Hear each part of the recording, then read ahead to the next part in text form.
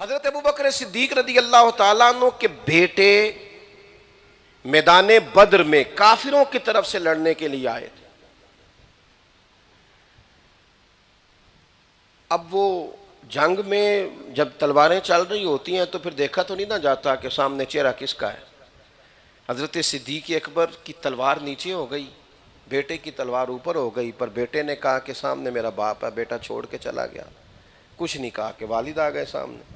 بعد میں نا گھر میں بیٹھے ہوئے تھے، وہ مسلمان ہو گئے، اللہ نے انہیں توفیق دے دی، تو گھر میں بیٹھے بیٹھے نا ایک دن بات چل نکلی، تو آپ کا وہ بیٹا کہنے لگا ابا جی بدر والے دن آپ میری تلوار کی زد میں آئے تھے لیکن میں نے باپ سمجھ کے چھوڑ دیا۔ حضرت ابوبکر صدیق بڑے دھیمے لہجے میں پروقار انداز میں امت کو نظریہ دیتے ہیں۔ آپ فرمانے لگے پتر تو اس وقت تک کافر تھا اس لیے تو نے مجھے چھوڑ دیا تھا، لیکن میں تجھے قسم اٹھا کے بتاتا ہوں اگر بدر والے دن تو میری تلوار کے نیچے آتا نا تو میں تجھے بیٹا سمجھ کے معاف نہ کرتا بلکہ اپنے نبی کا مخالف سمجھ کے قتل کر دیتا۔ اعلیٰ حضرت رحمت اللہ علیہ کو آپ اگر اس مقام پر دیکھیں گے تو وہ پتہ کیا کہتے ہیں؟ وہ کہتے ہیں یہ تم نے کس طرح کی مروتیں شروع کی ہوئی ہیں کہ حضور کے بے ادب سے بھی مروت؟ کہنے لگے دشمن احمد پہ شدت کیجئے، ملحدوں سے کیا مروت کیجئے، اور غیظ میں جل جائیں بے دینوں کے دل، یا رسول اللہ کی کثرت کیجئے۔ اور فرمانے لگے جو نہ بھولا ہم غریبوں کو رضا، ذکر اس کا اپنی عادت کیجئے۔ تو اپنی زندگی میں یہ پہلا سبق جو صحابہ کی تعارف میں قرآن نے بیان کیا، اشداء علی الکفار، اور دوسرا فرمایا رحماء بینہم، آپس میں رحم دلی۔ ہمارے جو جھگڑے ہیں نا آپس کے ذات پات کے، اس سے تھوڑا نکل آئیں۔ ہم نے نا انا کی جنگ میں اپنوں کو ہار دیا ہے، ہم اپنے لیے، اپنی ذات کے لیے، اپنی واہ واہ کے لیے، اپنی شہرت کے لیے اتنے آگے نکل گئے کہ ہمارے کئی اپنے پیچھے رہ گئے۔ ایک بحث ہی تو ہوتی ہے میاں بیوی کی جس کے بعد طلاق ہوتی ہے، یعنی شوہر بیوی سے جیتنا چاہتا ہے، بیوی شوہر سے جیتنا چاہتی ہے، نتیجہ یہ نکلتا ہے کہ رشتہ ہار جاتا ہے۔ بچے بیچارے ماں باپ کے ہوتے ہوئے یتیموں والی زندگی گزارنے لگ جاتے ہیں، جی یتیموں والی زندگی گزارنے لگ جاتے ہیں بچے۔ کیوں؟ اس لیے کہ کوئی بندہ بھی ہارنے کو تیار نہیں۔ اگر ہم تھوڑا سا آپس میں کشادگی پیدا کریں، دلوں کو صاف کریں۔ نبی کریم صلی اللہ تعالیٰ علیہ وسلم نے حضرت انس بن مالک رضی اللہ تعالیٰ عنہ سے فرمایا تھا اے میرے بیٹے ہو سکے تو صبح اس حال میں کرنا کہ تمہارے دل میں کسی کا بغض نہ ہو۔ میں کہہ چکا ہوں کہ عداوت تو صرف اللہ رسول کے دشمنوں سے رکھنی ہے، آپس میں رحماء بینہم صحابہ اور اہل بیت کی شان ہے۔ کرنا کیا ہے؟ کہا اے میرے بیٹے، نبی کریم نے حضرت انس سے کہا اے میرے بیٹے ہو سکے تو صبح اس حال میں کرنا کہ تمہارے دل میں کسی کا بغض نہ ہو۔ اور اگلے لفظ کیا ہے؟ حضور فرمانے لگے یہ میری سنت ہے، یہ میرا طریقہ ہے، اور فرمایا جس نے میرے طریقے سے محبت کی اسی نے مجھ سے محبت کی ہے۔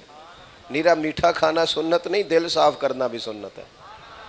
نیرا جناب مسکرا کے ملنا ہی سنت نہیں، اندر سے دل بھی پورا کشادہ رکھنا سنت ہے۔ صرف اور صرف مسواک سے دانت ہی نہیں صاف کرنے، اپنے دل کو بھی صاف کرنا ہے، کشادہ روئی، یہ میرے نبی پاک کا طریقہ ہے۔ دلوں کا کھلا ہونا یہ حضور کا طریقہ ہے۔ بھئی وہ غیظ و غضب تو دشمن کے لیے ہوتا ہے، اپنوں کے لیے تو لہجے محبت والے، انداز پیار والے۔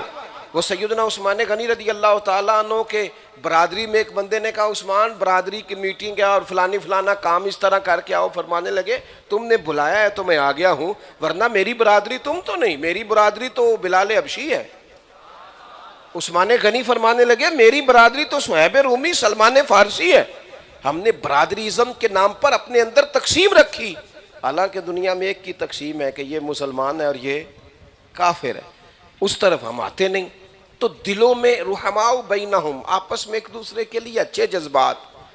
نبی پاک علیہ السلام نے فرمایا مسلمان ایک عمارت کی طرح ہوتا ہے، ایک دوسرے کو مضبوط کرتا ہے، ایک دوسرے کو طاقت دیتا ہے۔ مومن ایک دوسرے کو مضبوط کرتے ہیں، ایک دوسرے کو گرانے کی سازش نہیں کرتے۔ مسلمان ایک دوسرے کا دست و بازو بنتے ہیں۔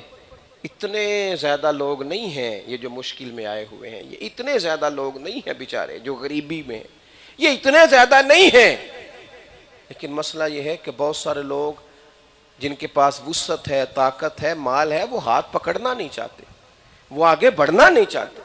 بہت سارے غریبوں کو اٹھایا جا سکتا ہے، بہت سارے غریبوں کے بچوں کو پڑھایا جا سکتا ہے، بہت ساری بیٹیاں ہیں جن کو ان کے گھروں کی طرف رخصت کیا جا سکتا ہے، لیکن ہم پہلا قدم اٹھانے کو تیار نہیں۔